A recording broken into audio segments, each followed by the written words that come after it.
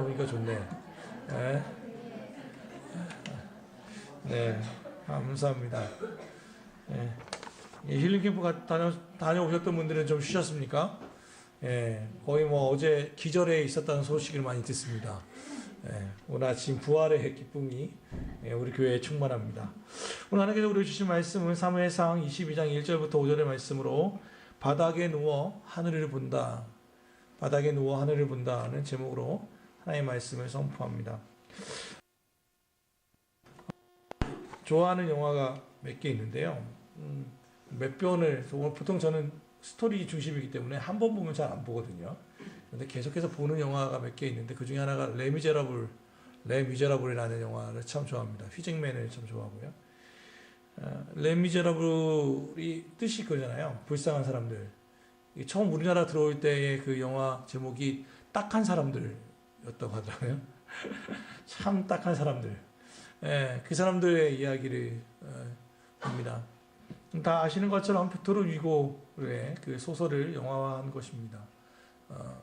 아무랬던 프랑스식이 조카의 먹고 사는 문제 때문에 조카를 먹이기 위해 빵을 훔쳤다가 그 5년형을 받고 구속된 장발장이 그 조카를 생각하는 마음으로 탈옥을 4번을 시도하죠. 매번 실패하게 되고 그만큼 형은 계속해서 늘어나서 결국 19년 만에 이 사회로 나오게 됩니다. 뭐 변변한 직업도 얻을 수 없는 상황에서 그는 그에게 선의를 베풀었던 성공의 교회 주교의 선대를 받음에도 불구하고 그의 은촛대를 훔쳐서 달아나게 됩니다. 다시 얼마 가지 못해 잡혔을 때 그의 주교는 오히려 그에게 용서와 사랑과 은혜를 베풀지요. 은접시까지 다 돌려줘 버리는 그의 사랑의 앞에 19년 동안 꽁꽁 얼었던 그 장발장의 마음은 녹아지게 되고 그의 삶을 변화시켜 버립니다. 그 사랑은 결국 그를 변화시키고 그는 마들렌이라고 하는 이름으로 바꾸어서 공장을 운영하고 결국 시장까지 되는 이야기. 그게 바로 우리가 잘 알고 있는 레미제라블이라고 하는 영화입니다.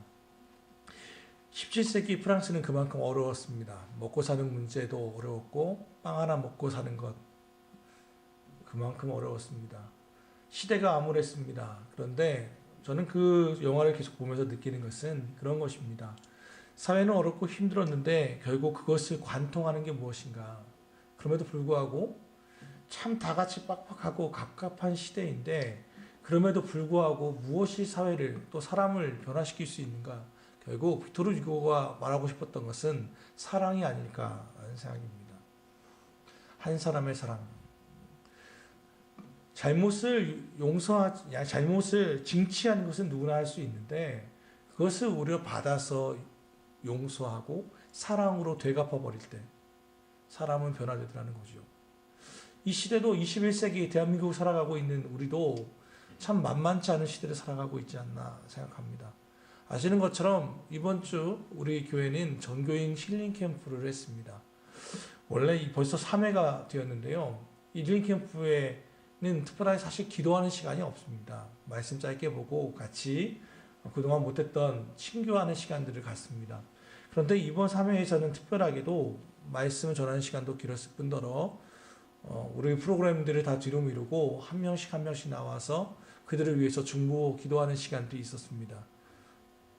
우리 예전 시간보다 훌쩍 넘어간 시간, 한 사람을 위해서 다 같이 눈물을 흘리고 하나님의 도우심을 구했던 그 시간을 기억합니다. 오늘 또 혜빈이의 그 기도를 들으니까 또 왠지 마음이 확 와닿습니다. 그들의 기도 하나하나를 하나님께서 들어주셨습니다. 그렇게 되었냐면 거기에 나와서 같이 기도를 받았던 이들도 그렇고 또 같이 했던 이들도 그럴 뿐더러 기도 제목을 내놓지 못했던 이들도 참 많이 있습니다. 희한하게도 우리 교회에는 지금 기도가 필요하다는 것을 성령께서는 가르쳐주고 계십니다. 누구나 각자의 삶이 물론 다 같이 롤러코스터를 타겠지만 지금은 거의 대부분이 바닥으로 향해 가고 있는 시기가 아닌가 생각합니다. 마치 추락하는 것처럼 말이죠. 각자의 삶의 자리에서 각각 다른 이유로 그럼에도 불구하고 그런 다 같이 힘든 시기를 보내고 있음에도 불구하고 희망은 있습니다. 바닥에 누워서도 하늘은 볼 수 있기 때문입니다. 오늘 억울한 사람 하나 이야기를 해보려고 합니다. 바로 다윗입니다. 오늘 이 22장 앞에는 21장이 있겠죠. 내용이 뭐냐면 다 아시는 것처럼 다윗이 골리앗을 그의 이마를 한 방에 조약돌로 깨 부셔버리고 그가 스타가 됩니다. 얼마나 잘 나갔냐면 그의 왕 사울이 다윗을 자기의 사위, 곧 부마로 선택할 만큼 그는 잘 나갔습니다. 그는 나가는 전쟁마다 승승장구했습니다. 백전백승하였습니다. 그랬더니 그 여인들이 그의 개선 행군을 보면서 하는 말 뭡니까? 사울은 천천히요. 다윗은 만만이다. 비교했잖아요. 비교. 그랬더니 그동안 계속해서 사랑을 베풀었던 사울이 이놈 새끼 이뻐했는데 알고 보니까 이거 호랑이 새끼네 싶었습니다. 그의 시기와 질투가 그를 사로잡았습니다. 그리고 다윗을 이제 죽이려고 하죠. 여러분, 시기와 질투는 얼마나 무서운 거냐면 창세기에 처음 나오는 살인의 동기가 뭡니까? 가인과 아벨을 볼 때 시기예요. 시기. 시기심이 별거 아닌 것 같죠?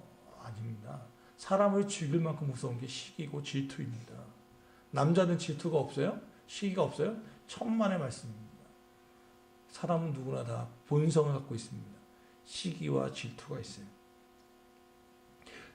사울은 다윗을 시기하였습니다. 그리고 죽이려고 노력했습니다. 그리고 그의 아들 요나단에게, 다윗의 친구인 요나단에게 내가 다윗을 죽이겠다고 이야기합니다. 그 얘기를 직접 들은 다윗은 공포에 떱니다. 그보다 억울할 수 있습니까? 다윗의 잘못이 뭡니까? 없어요. 전쟁에 나가서 승리했다는 것밖에 없어요. 성실했다는 이유밖에 없어요. 그런데 죽음의 위기로 내다쫓겼습니다. 그가 사랑했던 아내도, 그의 직위도, 대장군의 직위도 다 내려놓고 도망칩니다. 그가 얼마나 도망쳤는지, 비참했는지가 21장에 나옵니다. 도망쳐 왔는데 먹을 게 없는 거예요. 자기 따라온 부하들도 몇 명 있는데. 그리고 어디까지 도망가냐면 성막으로 갑니다. 성전은 없었으니까.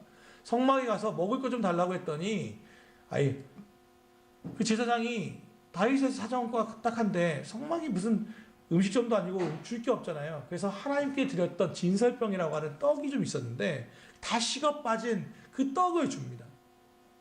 근데 그것조차도 감사히 먹으면서 골리앗의 칼, 그가 죽였던 골리앗의 칼이 성막에 보관되어 있었는데 그 골리앗의 칼을 가지고 도망칩니다.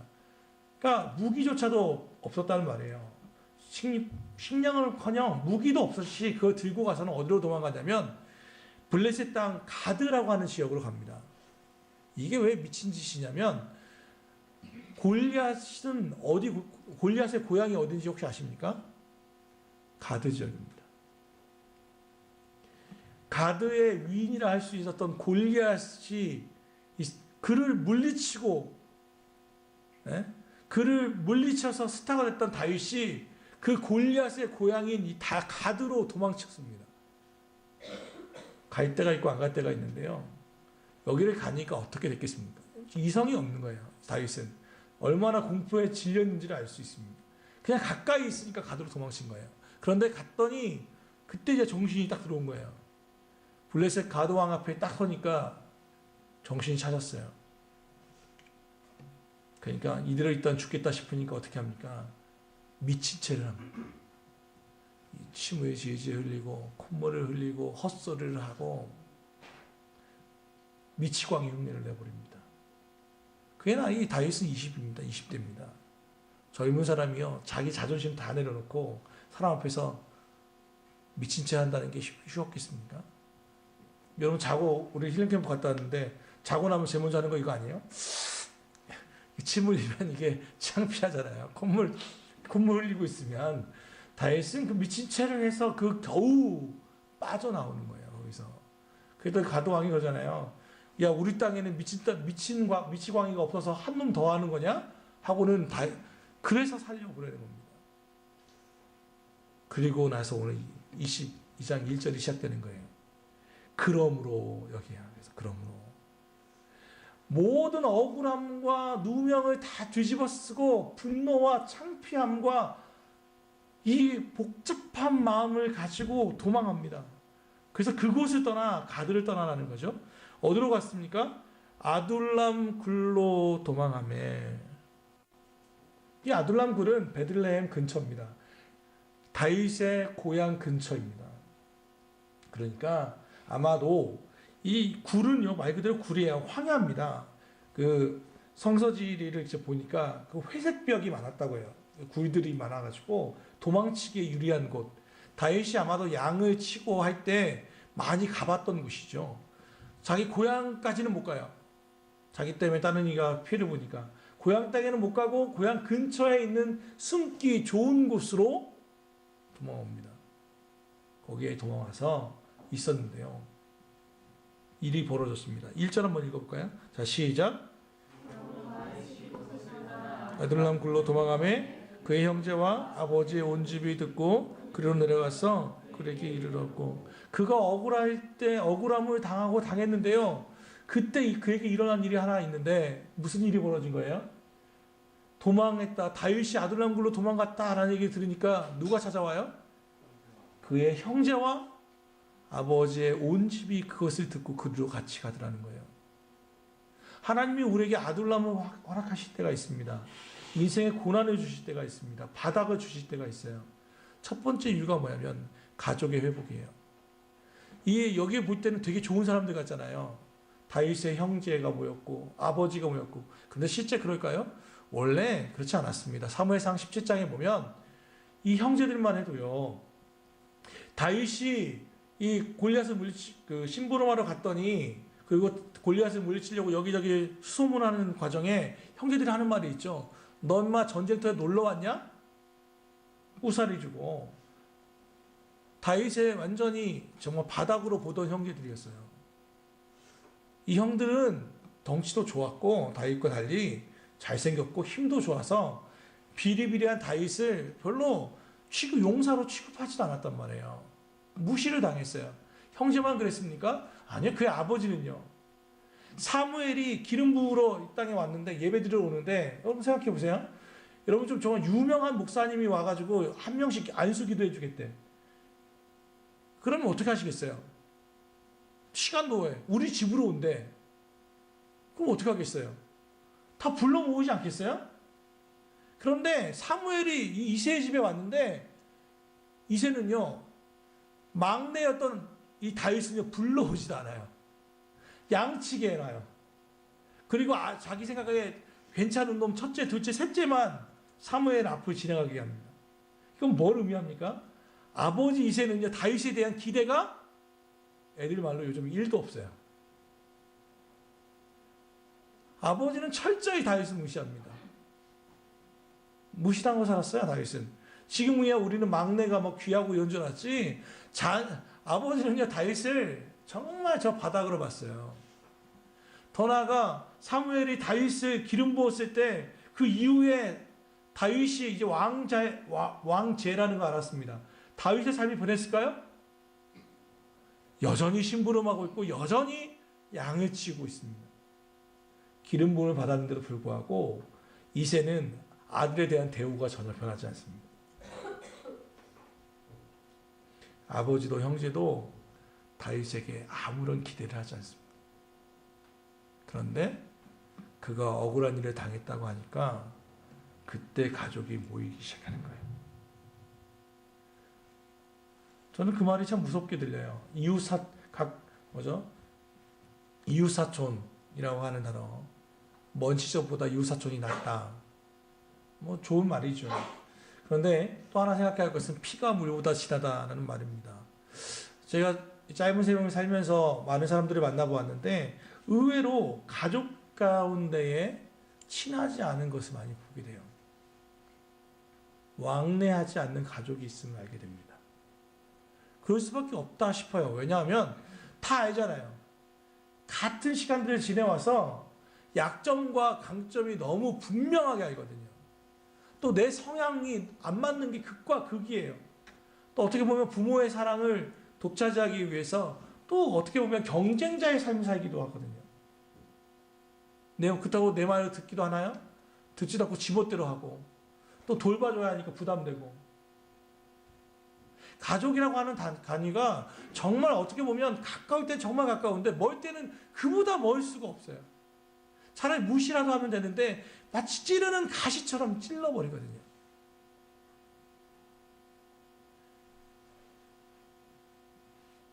온전하게 큰 가정이 없어요. 사실은 형제들마다. 제가 아는 장모님은 8가족이신데 4대4로 딱 나눠져 있대요. 뭐 하려고 하면 항상 4대4로 싸운대. 차라리 5대3이나 좀 하면 다수결이라도 해보겠는데 4대4로 붙은대 맨날. 장모님이신데. 그래서 부모 장례를 아버님 장례를 치르는데 장례 절차를 맞추는 게 너무 어려운 거야. 4명은 믿으시고 4명은 안 믿으시니까 목숨을 걸고 또 싸우시는데 참 괴롭다라는 이야기를 들었던 기억이 있습니다. 저도 보면 그렇습니다. 참 못났지만 제 이야기를 잠깐 한다면 저도 제 짐을 다 컨테이너 짐에 맡겨버리고 억울하게 사임하고 있었습니다. 형님 그 조카 방을 차지해서 그 방에서 우리 4가족이 있었을 때가 있습니다.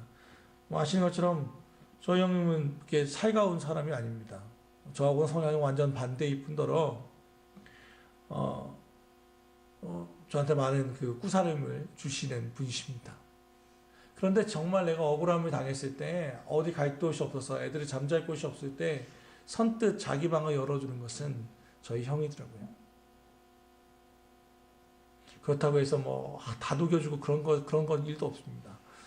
맨날 꾸사리 주고 엄마 너 지금 여기서 일 있으면 어떠냐 맨날 그게 근데 그거 알고 보면 그게 자기 걱정돼서 하는 이야기라는 거 알아요. 물론 받아들이는 것이 쉽지 않지만 돌이켜보면 또 그 얘기를 하면 자꾸 눈물이 나려고 해서 하지만 그래서 제가 5개월 동안 한 얘기가 있어요. 아내한테 얼마 전에 그런 얘기 했어요.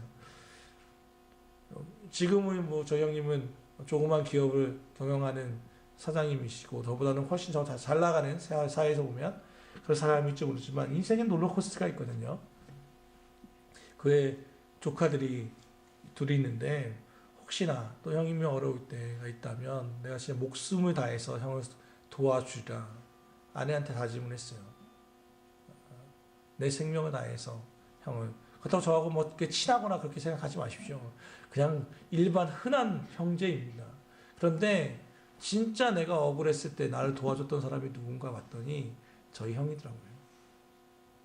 내가 기대했던 방법은 아니었는데도 불구하고 오늘 이 말씀을 다시 한번 보니까 와닿더라고요. 왜 하나님이 우리에게 아둘람을 굴을 주는지 아세요? 가족의 회복을 명하시기 때문에 그래요. 가족의 회복. 혹시 나보다 더 깊은 구레가 있는 사람이 있습니까? 나도 떨어지는데 얘도 더 떨어져요. 그럼 어떻게 합니까? 손을 내밀라는 거예요. 남들 다 여러분 참 이 말씀이 얼마나 큰 거냐면 다윗이 부마가 되어서 또는 대장군일 때 아버지의 집이 찾아가고 형제가 찾아갔다고 하면 그것은 별 일이 아닌데 오히려 그가 떨어졌을 때 억울함을 당했을 때 결국 모이는 것은 형제들하는 거예요.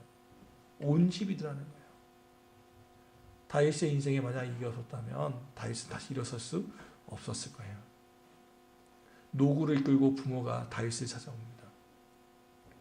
억울하지, 힘들지. 그가 하나씩 모여들기 시작합니다. 이 말을 듣자 다윗이 3절에 보니까 다윗이 거기서 모압 미스베로 가서 모압 왕에게 이르되 하나님이 나를 위하여 어떻게 하실지를 내가 알기까지 나의 부모가 나와서 당신들과 함께 있게 하기를 청하나이다. 다윗은요 그 굴 매트리스가 깔려있는 그 굴에서 자기의 노모와 노부모가 잠자는 것을 지켜보지 못하니까 결국 그의 또 인맥을 정원해서 모압 왕에게 찾아가서 야 형제들은 괜찮겠는데 우리 부모님은 여기서 못 재우겠다. 여기 좀 있게 해달라. 청하는 모습을 보게 됩니다. 부모님은 또 형제는 억울함 당한 막내를 위해 찾아오고 막내는 부모님을 위해서 그래도 당신은 좀 편한 곳에 주무십시오라고 모압 왕에게 찾아가잖아요. 완전한 화목이에요. 완전한 회복이에요. 다윗은 아버지를 사랑하고 아버지는 다윗을 사랑하고 아둘람굴의 하나님께서 우리에게 아둘람굴을 허락하신 첫 번째 이유는 가정을 회복하라는 것입니다. 우리는 주보에 보시면 알겠지만 내일부터 40일 동안 아둘람굴 기도 작전을 시작합니다. 40일 동안 기도하게 되는데 그 중에 첫 번째 기도 제목은 여러분 다른 거 기도 안 하셔도 되는데 첫 번째는 여러분의 가족의 회복을 위해서 기도하십시오. 가정을 위해서 기도하십시오. 끊어진 관계가 있다면 관계를 끊어달라고 이어달라고 기도하십시오. 회복이 필요한 일을 위해서 먼저 손을 내미십시오. 그게 첫 번째입니다. 두 번째 아둘람굴을 허락하신 이유는 2절에 있습니다. 2절 같이 읽습니다. 시작. 환난당한 모든 자와 빚진 모든 자와 마음이 원통한 자가 다 그에게로 모였고 그는 그들의 우두머리가 되었는데 그에 함께한 자가 400명 가량이었더라. 다윗이 혼자 빠진 줄 알았는데요. 보니까 그 소문이 나가지고 모인 사람들이 세 종류로 돼 있어요. 뭐로 돼 있습니까? 환난당한 모든 자, 빚진 모든 자, 마음이 원통한 자. 참 답답한 일 아닙니까? 다윗을 혼자 몰렸는데요. 그때 무슨 SNS가 있었던 것도 아니고 인터넷도 있었던 것도 아닌데 입소문을 들으면서 야 다윗이 지금 아둘람굴에 있대 했더니요. 야 다윗 참 억울하지. 나도 억울한데. 나도 지금 빚져가지고 어디 사울의 치하에서 정말 힘들게 살고 있는데 야 얘에게로 가야겠다. 내 마음 알아주는 곳으로 가야겠다. 모이기 시작하는 거예요. 그게 400명이에요. 400명. 왜 모일까? 이런 공감과 소통이에요. 누가 여러분 힘들 때 술 한잔 하면서 생각나는 사람 혹시 있어요? 생각해 보십시오. 왜 그 사람이 생각납니까? 술 안 드셔도. 왜 그 사람이 생각납니까? 그 사람이 계산해 주기 위해서 카드를 잘 쓰는 사람이라서 힘들 때 생각나는 사람은 내 이야기를 들어주는 사람이에요. 소통하는 사람이에요. 공감해 줄 수 있는 사람이에요. 같은 처지에 있거든요, 이제. 옛날에 다윗은 정말 높은 사람인 줄 알았거든요. 벽이 있는 사람이었어요. 근데 이 사람이 떨어졌어요. 밑에 섰어요. 그러니까 모이는 거예요. 다윗이 나를 이해해 주겠지. 이 억울한 사정 그가 헤아려 줄 수 있겠지. 그는 그렇게 모이게 됩니다. 우리 교회는 또 우리가 생각하는 공동체는 바로 이와 같은 아둘람굴이 되어야 한다고 생각합니다. 교회에 나오는 것은요, 국회의원 후보 나가실 분들 아니면 대부분은 여기 범주에 있어요. 환난당한 모든 자이든 빚진 자이든 마음이 원통한 사람들이 모이게 되어 있어요. 그렇지 않아요? 의사에게 가는 사람은 누가 갑니까? 아픈 사람이 가죠. 아픈 사람이 의사에게 가는 거예요. 왜 교회에 나옵니까? 왜 하나님께 나옵니까? 이 땅에서 소원이 없어 보이거든요. 어떻게 할지 모르겠거든요. 그러니까 전능자이신 하나님 앞으로 나오는 것이 아닙니까? 해볼 만큼 해봤어. 근데 안 돼요. 그러니까 나오는 거잖아요. 아둘람굴은 그런 사람들이 모이는 곳이에요. 교회에서 해야 할 것은요, 공감하고 소통하는 거예요. 저는 우리 교회의 강력한 것은 빨래터라고 믿어요. 왜 빨래터가 중요하냐면 거기서 무언가 대단한 진리를 얻어서가 아니라 누구를 가르쳐줘서가 아니라 공감되잖아요. 나 너무 힘들어. 그럼 나도 힘들었다고. 그냥 같이 울어주는 거예요. 그런데 놀라운 것은 그러면서도 힘이 돼요. 신기하죠? 나 힘든데 얘도 힘들다니까 괜히 힘이 나. 나 혼자 억울해서 나만 힘든 줄 알았는데 얘도 힘들다니까 되게 좋아요. 내 호기심 소은이와 선한이가 그런 관계가 아닌가. 너 떨어졌냐? 나도 떨어졌어. 야, 우와 힘난다. 참 신기한 일이에요. 참 신기한 일. 사람에게 그런 마음이 있어요. 너도 힘드냐? 나도 힘들다. 예전에 그 드라마에서 나왔던 거잖아요. 아프냐? 나도 아프다. 우리 생각할 때는요, 아프냐?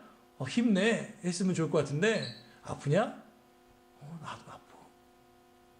그게 치유가 되더란 말이에요. 그렇게 모여요. 아둘람굴은 그렇게 400명이 모여요. 근데 놀라운 것은 이 400명이요. 나중에 다윗이 왕이 되어서 그의 장수 33명을 역대하에 기록되는데 그 33명 중에 약 20명 정도가 이 아둘람굴 출신입니다. 그러니까 그가 왕궁을 이룰 때 장수가 됐을 때 3분의 2가 같이 아둘람굴에서 굴렀던 고생했던 사람들이 같이 모여있다는 것을 알게 돼요.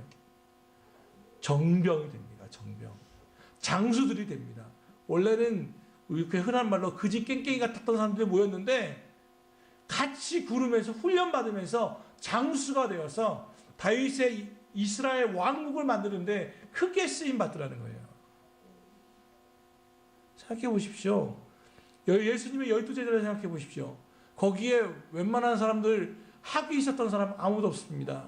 베드로 같은 사람, 안드레 같은 사람, 어부, 세관, 별 볼일 없던 사람들이에요. 근데 예수님의 초창기부터 함께 있었더니 그들이 나중에 뭐가 돼요? 12사도가 되고 그들 가운데 교회들이 세워져 가지 않습니까? 같이 어려울 때 함께 울었던 이들이 결국 같이 성장하더란 말이죠. 같이 울었던 사람들. 이보다 더 좋은 게 어디 있어요?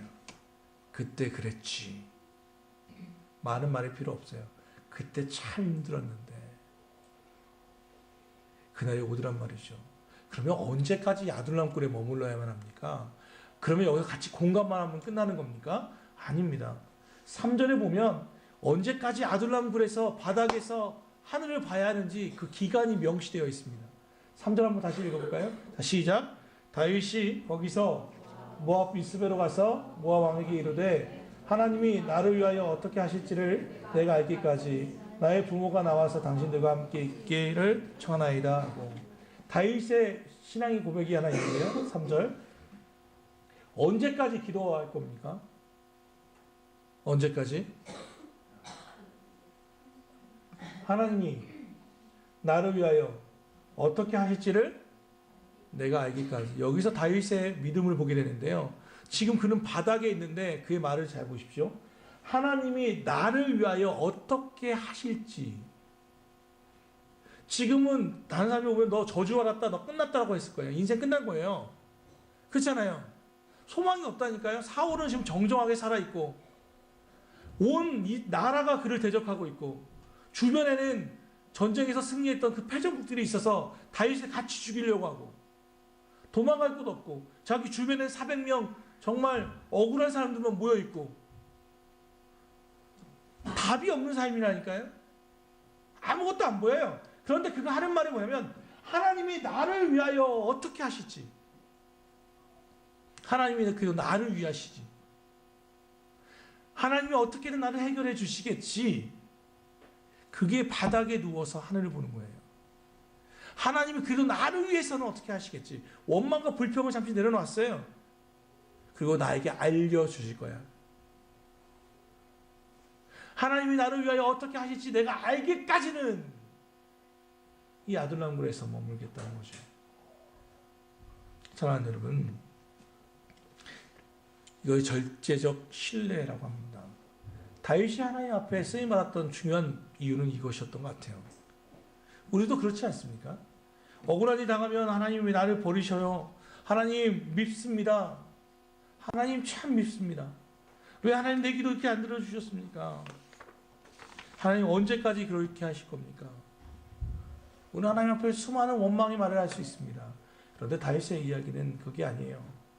하나님이 나를 위하여 어떻게 하실지를 알려주실 겁니다. 하나님의 응답이 없으면 나는 한 걸음도 떼지 않겠습니다. 라고 하는 고백이기도 합니다. 이런 고백이 우리 가운데 있기를 원합니다.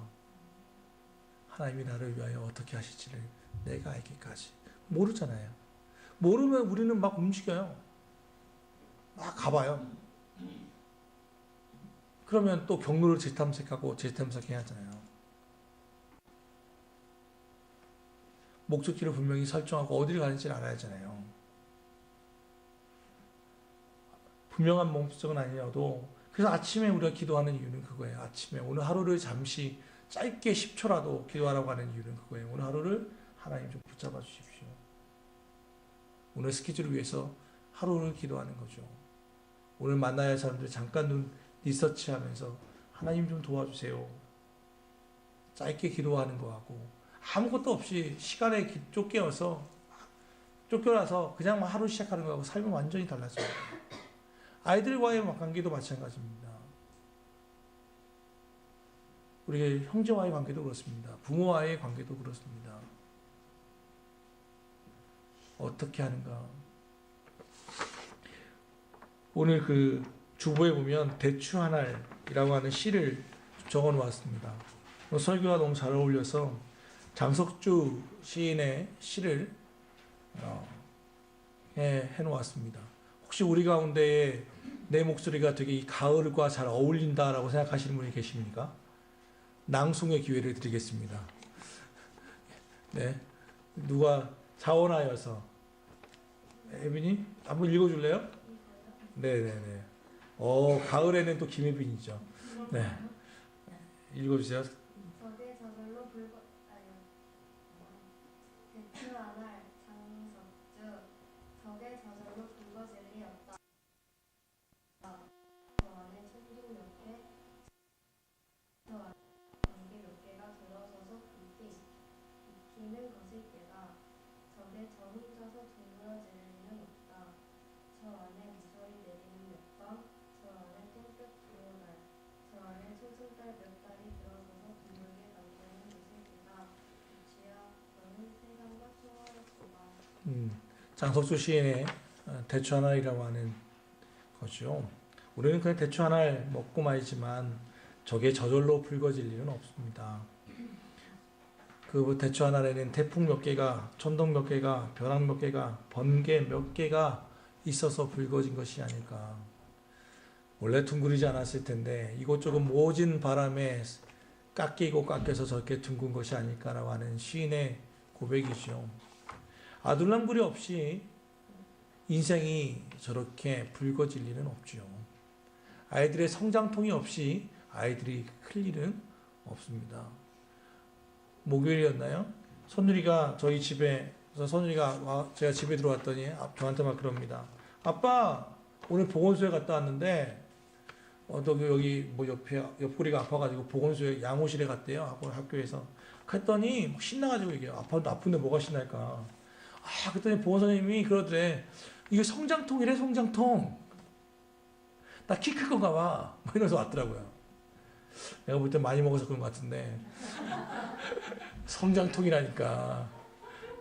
그 성장통이라는 그 말 하나에 그가 그렇게 기뻐하며 즐거워하더란 말이죠. 선생님은 무슨 일인지 모르거든요. 얼마나 좋은지 모르겠습니다. 그렇습니다. 아둘람굴이 여러분 인생 가운데 있습니까?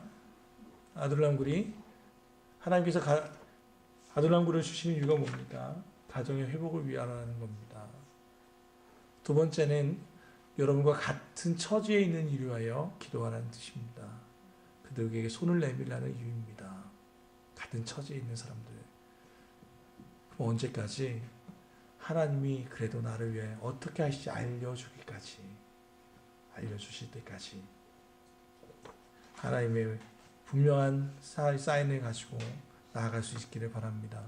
놀라운 것은 사실 이 힐링 캠프를 끝나고 어제 아침 이 일이 결정되었습니다. 기도해야 할 것 같다. 나누는데 다 같이 공감이 되었습니다. 그래서 내일부터 딱 정확하게 날짜를 세니까 11월 30일까지예요. 40일이더라고. 의도하지 않았는데 딱 40일 되겠고 40일 동안 이 아둘람굴 40일 기도를 합니다. 교회를 지킵시다. 가정을 지킵시다. 일터를 지킵시다. 기도로 지킵시다. 교회 핵심은 여기에 있죠. 기도로 지킵시다. 그래서 저녁 8시부터 10시까지 교회에서는 월요일부터 토요일까지 1명 정도가 8시부터 10시까지 교회 불을 켜놓고 있을 겁니다. 물론 2시간 다 있으라는 얘기가 아닙니다. 1분만 있어도 되고 2분만 있어도 되고 자기 기도 시간대로 하면 됩니다. 수요일은 수요 예배처럼 그러나 말씀을 좀 짧게 하고 같이 기도하는 시간들 그거를 가지려고 합니다. 수요일은 수요일대로 모이고 월요일부터 토요일까지는 이 시간에 정합니다. 지금 결정된 것을 보니까 월요일은 김혜경 원사님께서 8시부터 10시까지 또 토요일은 이용자 집사님께서 계시겠다고 합니다. 그래서 화요일과 목요일, 금요일은 또 한 분씩이 교회에서 먼저 기도할 거고 또 하나는 기도 제목들이 있다면 긴급한 기도 제목이 있다면 저에게 알려주신다면 또 공개하기 원하신다면 이 중보기도팀 일명 가칭으로 아둘람 기도원들에게 또 전해서 같이 기도하는 시간들을 가지려고 합니다. 중보기도의 힘을 우리 믿습니다. 그래서 그들을 위해서도 기도할 것입니다. 그래서 결국 계속해서 교회는 불이 켜져 있어야 하고 기도에 불이 켜져 있어야 한다는 것을 우리는 다시 한번 확인합니다. 40일 동안 또 여러분 먼 곳에 있는 이들은 먼 곳에 있는 자리는 그 시간에 기억이 난다면 같이 그 자리에 기도하면 됩니다. 두세 사람이 모여 있다는 것이 꼭 공간적 의미만을 의미하는 것은 아니기 때문입니다. 누군가 나를 위해서 기도하고 있지 나도 그를 위해서 기도해야겠다. 그래서 가정과 교회와 일터를 위해서 기도로 지켜간다면 오히려 이 아둘람 굴이 잘 성장하여서 이스라엘 왕국을 세워가는 기둥이 되지 않을까 믿습니다. 이 기도의 자리에 함께 더불어서 함께 하셔서 여러분의 삶 가운데 하나님의 역사들이 일어나기를 풍성한 추수의 기쁨이 있기를 주 예수 그리스도로 축원합니다. 기도합시다.